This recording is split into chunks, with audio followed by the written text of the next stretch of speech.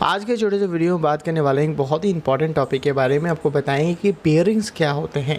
देखने में तो काफ़ी छोटा सा दिख रहा होता है पर इसका इंपॉर्टेंस उतना ही बड़ा होता है। पर ये है क्या, क्या कर रहा होता है, इसके टाइप्स के बारे में बात करेंगे। इसको मोटर में हम क्यों यूज़ में ले रहे होते हैं, सिर्फ मोटर में ही नहीं, ऐसे कोई भी चीज़ जहाँ पे मोशन इन्वॉल्व है वहाँ पर हम इसको यूज़ में ले रहे होते हैं। तो इस वीडियो के माध्यम से आपको साइंस के बहुत ही इंपॉर्टेंट कंसेप्ट के बारे में जो है बताना चाहते हैं। तो अगर आपको ये सारी बातें जानना है तो इस वीडियो को देखते रहिए। आपको कुछ नहीं है तो क्या, बहुत कुछ सीखने मिलने वाला है। तो अगर 2 मिनट बैठ करके अगर आप सोचेंगे कि ये जो बेयरिंग है वो आपको कहाँ कहाँ देखने मिलता है, तो आपने सीलिंग फ़ैन को कभी भी अगर खोला है तो वहाँ पे जो है आपको बेयरिंग देखने मिल जाएगा। साइकिल आपने कभी चलाया तो साइकिल के व्हील में जो है ये बेयरिंग लगी हुई होती है।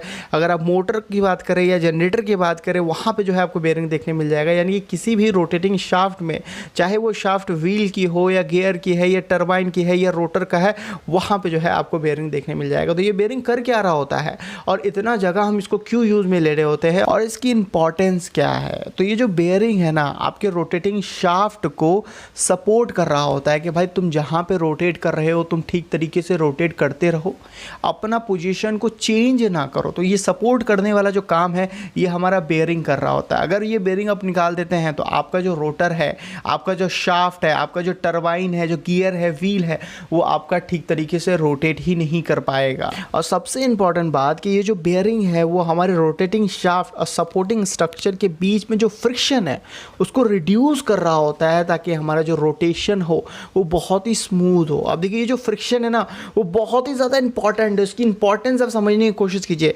यही फ्रिक्शन ही है जो सारे प्रॉब्लम का जड़ है।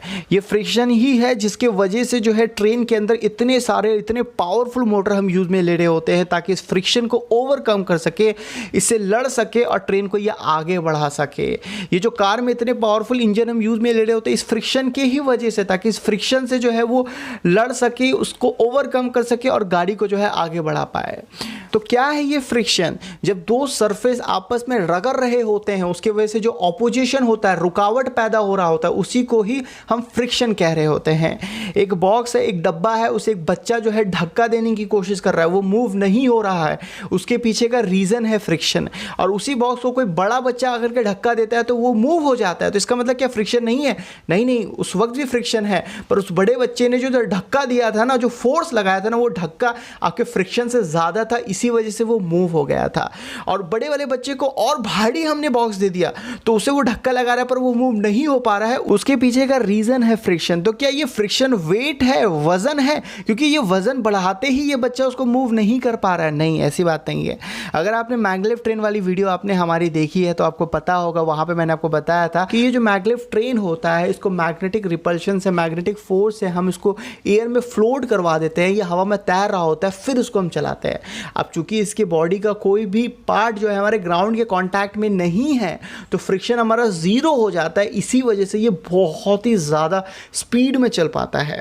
और आपको बता दूं कि जब ये हवा में तैर रहा होता है ना, उस वक्त कोई बच्चा भी अगर किसको धक्का देगा ना तो ये चलने लगेगा, और अगर एयर रेजिस्टेंस को आप जीरो कर देते हैं तो ये चलता ही चला जाएगा। तो आप समझ रहे हैं? तो ये जो फ्रिक्शन है ना वो तो सरफेस के बीच के जो कांटेक्ट है उसके ऊपर बहुत ज़्यादा डिपेंड कर रहा होता है।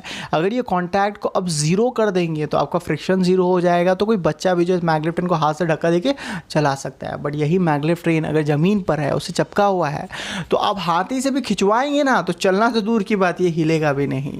तो हमारी ये कोशिश होती है कि दो सरफेस के बीच में जो कांटेक्ट है वो कम से कम हो, तो फ्रिक्शन कम होगा। फ्रिक्शन कम होगा तो आपको खींचने में भी जो है कम एनर्जी का रिक्वायरमेंट पड़ेगा। तो ये जो बेयरिंग है ना, बेयरिंग भी यही कर रहा होता है कि दो सरफेस के बीच में जो कांटेक्ट है ना उसको रिड्यूस कर रहा होता है ताकि आपका फ्रिक्शन कम हो। फ्रिक्शन कम होगा तो भाई आप ऐसा कह सकते हैं कि अगर आप मोटर में अच्छी बेयरिंग यूज़ कर रहे हैं तो आपकी इलेक्ट्रिकल एनर्जी की भी जो है बचत होगी, यानी कि ये ज़्यादा एफिशिएंट हो जाएगा। तो यहाँ पे मैंने आपको 3 बातें बताई। सबसे पहला, ये बेयरिंग हमारे रोटेटिंग शाफ्ट को सपोर्ट कर रहा होता है कि उसके पोजीशन पे ही वो रोटेट करे, अपने पोजीशन को बदले ना, उसको एक स्टेबिलिटी प्रोवाइड कर रहा होता है। दूसरा कि फ्रिक्शन को ये बहुत ही ज़्यादा रिड्यूस कर रहा होता है। कैसे कर रहा होता है? दो सरफेस के बीच का जो कॉन्टैक्ट है उसको वो रिड्यूस कर रहा होता है। ये कैसे हो रहा होता है वो भी हम देखेंगे।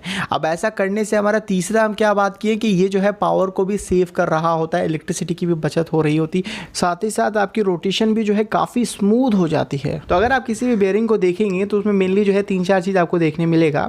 एक तो ऊपर आपको आउटर रिंग दिख रहा होता है जिसे आउटर रेस भी कहा जाता है, दूसरा आपका इनर रेस होता है जिसे इनर रेस भी कहा जाता है। अब ये जो इनर रेस है ये जनरली आपके शाफ्ट के साथ कनेक्टेड होता है, चिपका हुआ रहता है और शाफ्ट के साथ ही रोटेट कर रहा होता है। और इस आउटर रेस को जो है हमारी जो सपोर्टिंग स्ट्रक्चर है उसके साथ हम कनेक्ट करके रखते हैं, यानी कि वो स्टैटिक होता है। और बीच में जो है इन दोनों के बीच में हम रोलिंग एलिमेंट को डाल रहे होते हैं। अभी जो रोलिंग एलिमेंट है ये बहुत तरीके का हो सकता है, ज़्यादातर जो है आपको बॉल देखने मिलता है। अगर बॉल है आपका रोलिंग एलिमेंट तो वैसे बेयरिंग को बॉल बेयरिंग कहते हैं। और ये जो सीलिंग फैन और साइकिल के बारे में मैंने आपको बताया था, वहाँ पे जो बेयरिंग यूज़ में ली जाती है बॉल बेयरिंग ही यूज़ में ली जाती है। और ये बॉल ही है जो मैं आपको बता रहा था ना कि दो सरफेस के बीच में आपको कॉन्टैक्ट कम करना है।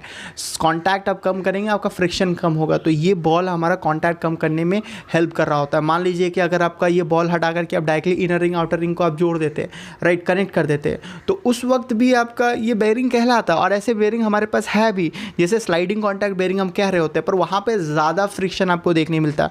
क्योंकि अगर हम बात करें कि कितना सरफेस कॉन्टैक्ट में है तो विजुअलाइज करने की कोशिश कीजिए कि जो अंदर वाला रिंग है, जो अंदर वाला रेस है, उसका जो आउटर पैरीमीटर है 2πr वो बाहर वाले रिंग के इनर पैरीमीटर के जो है कॉन्टैक्ट में होगा, समझ रहे हैं। और दूसरी तरफ डायरेक्टली करंट ना करके जो है बीच में अगर आप बॉल डाल देते हैं तो यहाँ पे आप समझने की कोशिश कीजिए, विजुअलाइज करने की कोशिश कीजिए कि यहाँ पे आपका जो सरफेस कॉन्टैक्ट है वो कम हो जाएगा। कैसे? क्योंकि एक बॉल जो है एक वक्त में सिर्फ 2 पॉइंट कॉन्टैक्ट बना रहा होगा, एक ऊपर रिंग से एक नीचे रिंग से।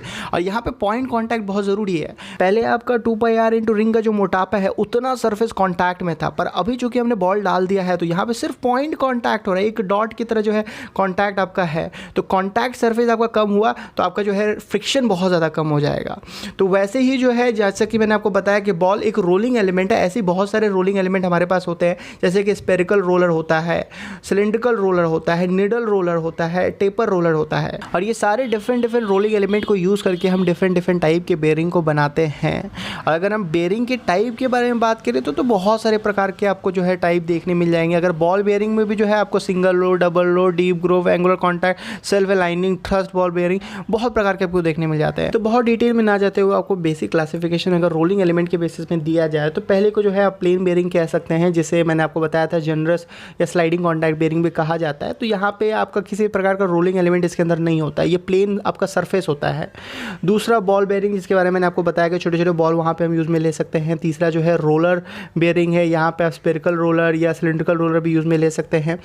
चौथा जो है फ्लूइड बेयरिंग अब कहा जा सकता है। पांचवा जो है आपका मैग्नेटिक बेयरिंग। आप देखिए ये मैग्नेटिक बेयरिंग जो है स्पेशल पर्पस बेयरिंग भी कहा जाता है। यहाँ पे कोई भी जो है आपका रोलिंग एलिमेंट नहीं होता है, यहाँ पे मैग्नेटिक जो है रिपल्शन और एक मैग्नेटिक फोर्स के प्रिंसिपल पे जो है ये काम कर रहा होता है, जिसे बहुत ही हाई स्पीड एप्लीकेशन के लिए यूज़ में ले रहे होते हैं। तो आज के छोटे से वीडियो में इतना ही। उम्मीद है आपको बेयरिंग होता क्या है वो अच्छे समझ में आ गया, क्यों यूज़ में ले रहे होते हैं, इसके कितने प्रकार होते हैं, उसकी बेसिक आइडिया हो गई होगी। As a electrical electronic student इतनी इन्फॉर्मेशन जो है आपके लिए सफिशिएंट है। फिर भी अगर कोई सवाल है तो आप हमें कमेंट सेक्शन में पूछ सकते हैं, हो सकेगा इसके ऊपर वीडियो बना देंगे, या तो अगर आपको जवाब दे पाएंगे तो जरूर से आपको देने की कोशिश करेंगे। अगर आपको ये वीडियो पसंद है तो लाइक करके बताएं, कोई सवाल है क्या तो हमें कमेंट सेक्शन में बताएं। मिलते हैं वीडियो में, till then take care, bye bye.